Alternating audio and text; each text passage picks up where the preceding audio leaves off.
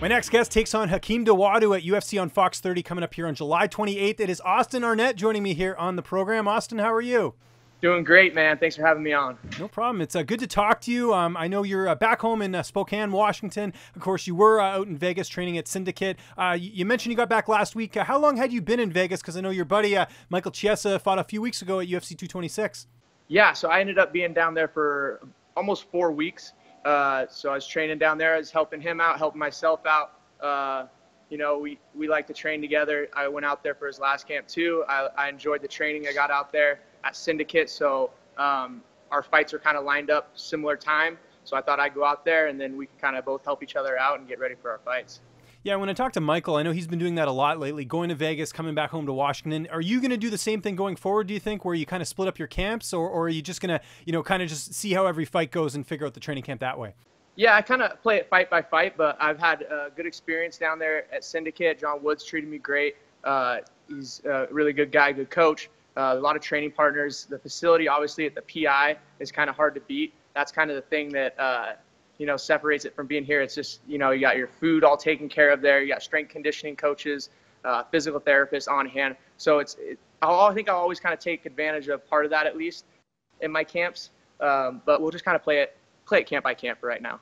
And let's talk about this fight. You're fighting in Canada. Is this your first time fighting in Canada? I know obviously you're close to the Canadian border where you live in Washington, but first time fighting there?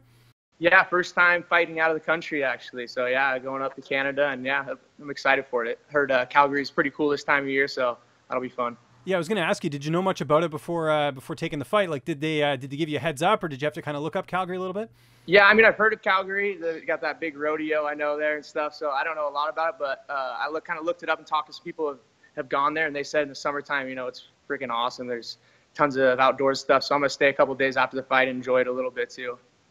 I don't know if you saw this, but when they announced the fight, they actually tagged the wrong Twitter account. I don't know if you saw this.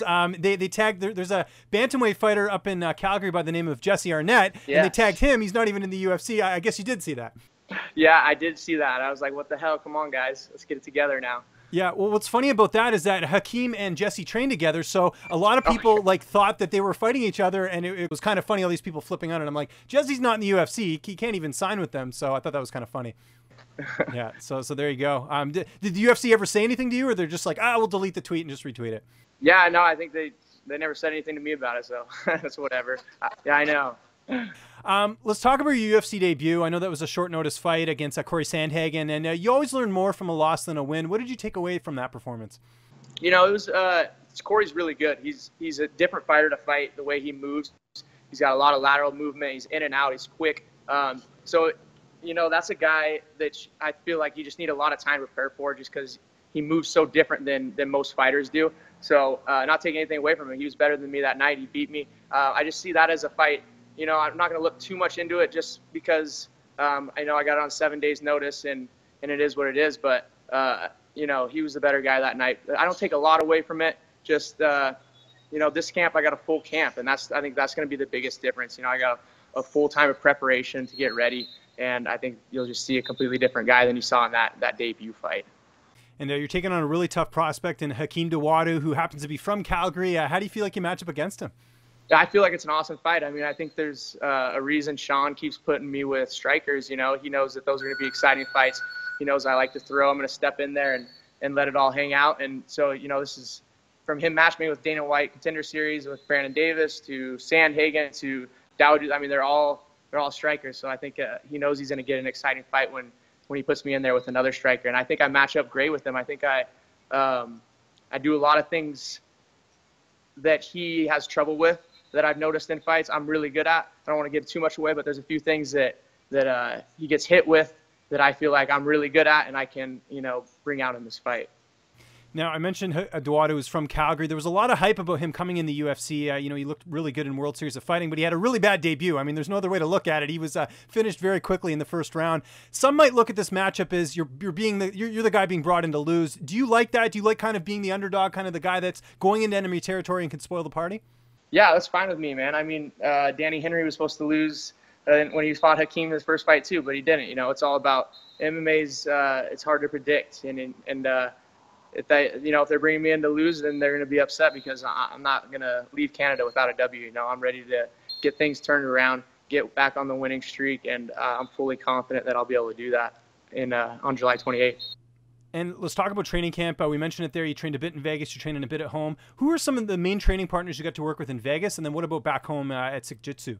Yeah, so back home, my head coach, Rick Little, and then my dad, Frank Arnett, they're both my head coaches back here. Training partners here, Sam Cecilia is a guy I go with a lot. Terrence McKinney, who's an up-and-coming fighter who's undefeated on our team here.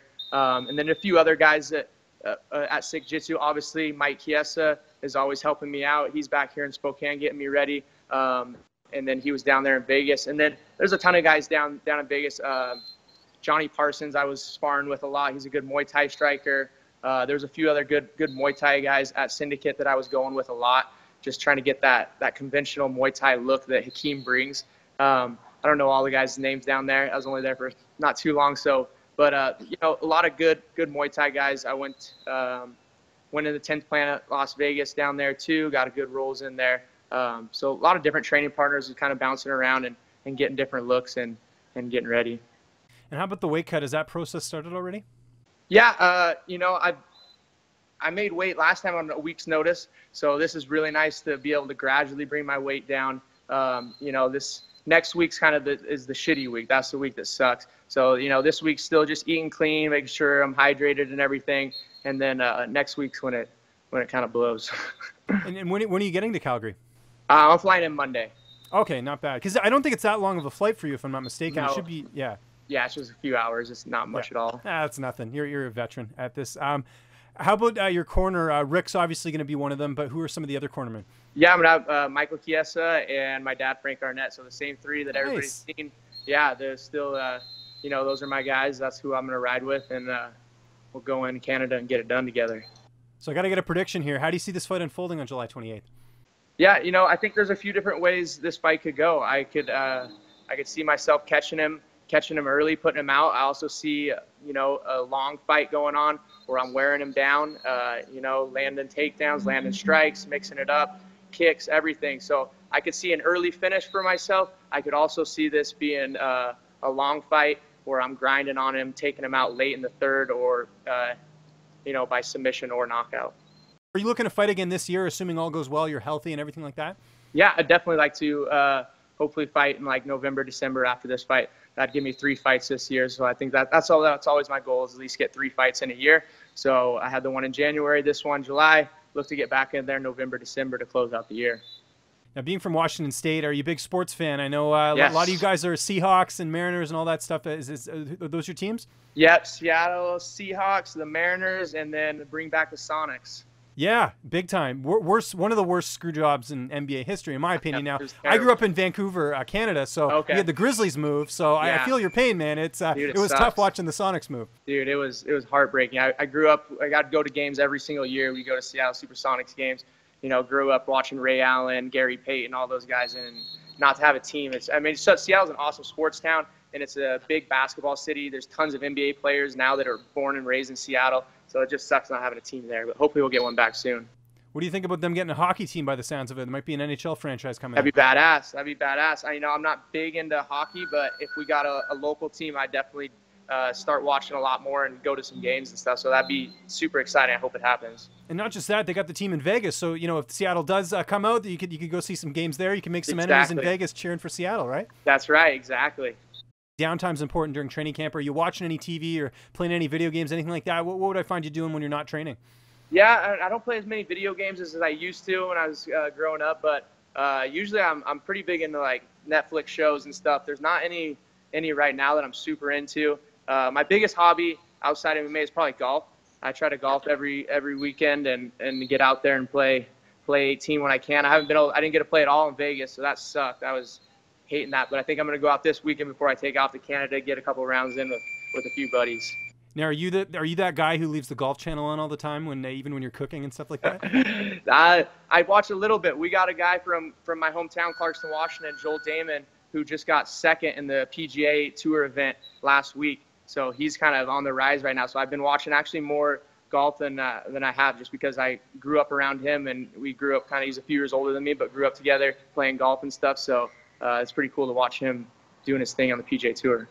Are you nudging your manager there, Danny Rube, to see if the UFC can go back to Ireland, maybe do some golfing out there? That would probably be the dream that there. would be badass. Yeah, Ireland or Scotland, either one of those places. That'd be fun to get some rounds in over there. Good stuff, man. Well, in the meantime, we got this awesome fight coming up here. It's July 28th. It's UFC on Fox 30. Austin, it was great getting a chance to finally talk to you. Just remind people where they can find you on social media, and if you have any sponsors or shout-outs, the floor is yours. Yeah. So Twitter, Austin Arnett MMA, and then on Instagram, I'm Arnett509. And yeah, no real sponsors to shout out right now, but I just want to thank my Sick Jitsu team, who's been behind me forever. My old team back in my hometown, Team Execution. My head coaches, Frank Arnett and Rick Little. And then obviously my awesome training partners, Kiesa, Sam Cecilia, everybody's helped me get to where I am today. And I hope to make everybody proud on the 28th.